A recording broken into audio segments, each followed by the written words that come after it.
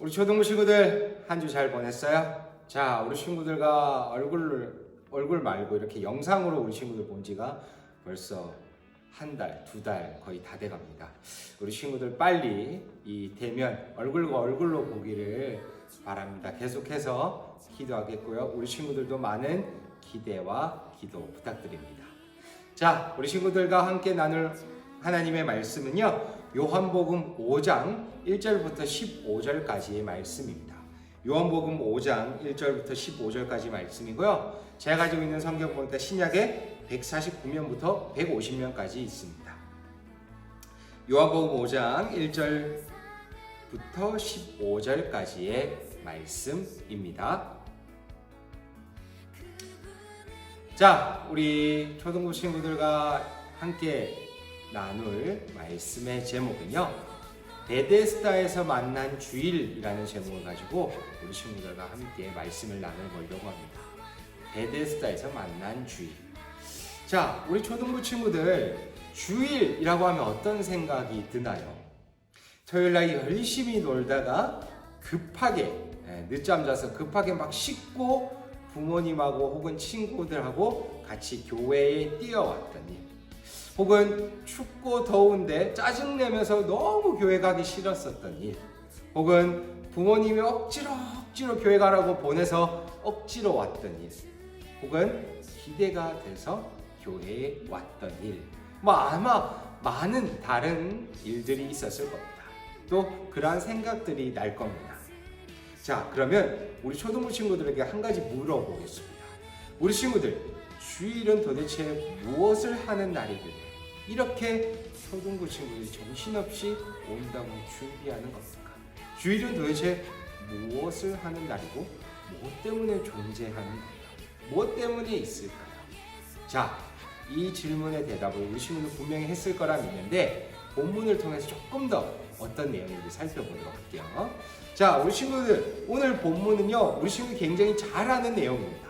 38년 된 병자를 고치신 예수님에 대한 얘기입니다. 자, 조금 설명을 하면 예수님께서 이제 유대인의 명절과 안식일이 겹친 날에 예수님께서 예루살렘에 올라가시고 양문을 지나가셨습니다.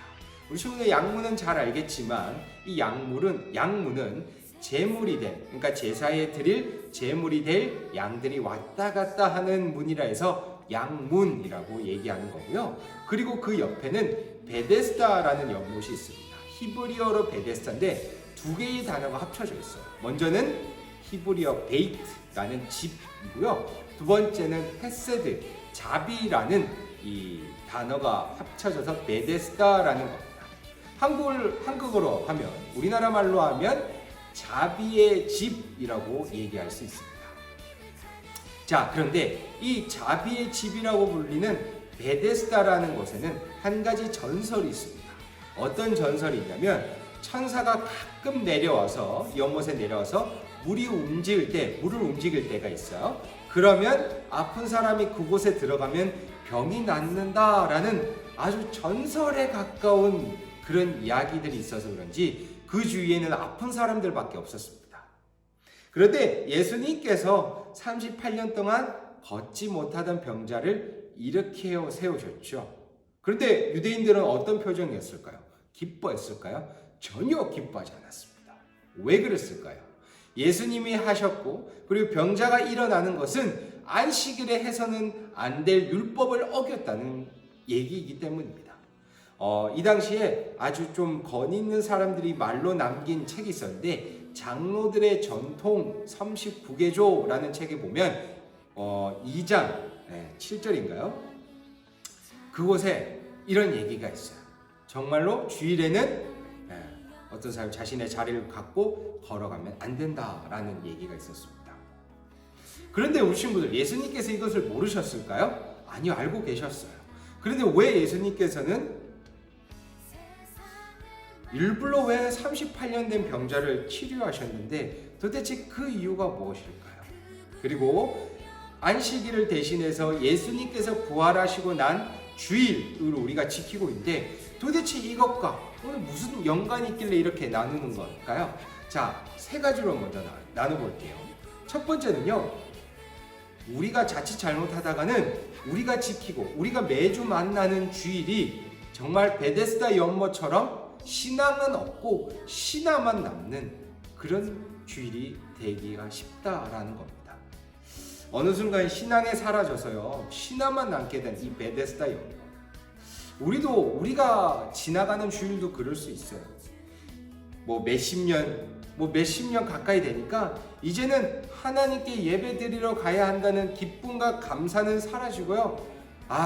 또 교회 가서 또 예배 드려줘야 되겠네. 참 바쁜데 할 거 정말 많은데 라고 얘기하는, 이제는 행위만 남는 그런 종교 활동이 되어버릴 수 있다는 것을 기억해야 합니다. 자, 우리가 그렇게 변해가는 것은요, 주일, 안식, 이제 주일이죠.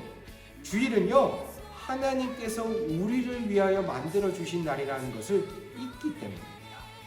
우리 친구들, 예수님께서요, 안식일에요, 유대인들에게 보란듯이 이삭을 잘라서 드시기도 하고 사람의 병을 낫게 해주시면서 이렇게 말씀하셨어요. 유대인들이 계속해서 얘기했거든요. 예수님, 안식일에 병 고쳐주면 안 됩니다. 안식일에 이거 해주면 안 됩니다. 율법 어긴 겁니다. 라고 하니까 예수님께서 이렇게 말씀하셨어요. 마가복음 2장 27절에 보면 사람이 안식일을 위해 있는 것이 아니라 안식일이 사람을 위해 있는 것이다 라고 말씀하셨죠. 우리가 주일을 지키는 것은 맞습니다. 그러나 하나님께서는 우리를 위하여 안식일, 즉 주일을 만들어 주셨어요. 왜 그럴까요? 바로 자신이 하나님의 백성임을 기억하고 세상과 구별되어 있음을 알려주시기 위해서입니다. 그래서 하나님께서는 안식일을 거룩한 날이라고 하셨습니다. 우리는 안식일이 아니라 주일을 지키죠. 바로 방금 얘기했던 하나님께서 나를 위해 만들어주신 날임을 꼭 기억해야 됩니다. 그리고 세 번째로는요, 우리는 38년 된 병자와 같이 주일을 보내야 됩니다. 그 사람과 똑같은 주일을 보내야 됩니다. 병자는요, 이 본문을 보면 전혀 믿음도 없었고 예수님이 누구이신지도 알지도 못했어요. 그런데 이 사람이 병을 치료받지 못했나요? 아니요, 병을 치료받았죠. 누가 치료해 줬는지도 모르는데요. 그러나 병자는 큰 은혜를 받고 병이 나았습니다. 우리 또한 믿음이 부족하지만 회복과 감사와 기쁨은요, 하나님께서 주시는 것임을 꼭 기억해야 됩니다. 그래서 주일은 내가 행복해야지, 내가 뭘 해야지 라고 하는 날이 아니라 하나님께서 나를 위해 부르신 그 은혜, 그리고 하나님께서 나를 구원해 주신 그 기쁨, 그리고 하나님과 함께 할 때에 다른 것이 방해하지 않고 하나님께서 지키시고 인도하신다라는 감사를요, 주일을 통해 체험해서 정말로 오늘 베데스다에서 만난 주일, 그 행위, 그 전설만 남아있는, 신화만 남아있는 주일이 아니라 정말 병자와 같이 내 믿음은 조금 부족할지라도, 내가 하나님에 대한 믿음은 조금 더 부족할지라도 하나님께서 주시는 그 은혜와 사랑과 기쁨을 매주 누리며 정말 주일을 맞이할 때마다 정말 기대감과 감사와 기쁨이 넘쳐나는 우리 모든 초등부 친구들 되기를 바랍니다.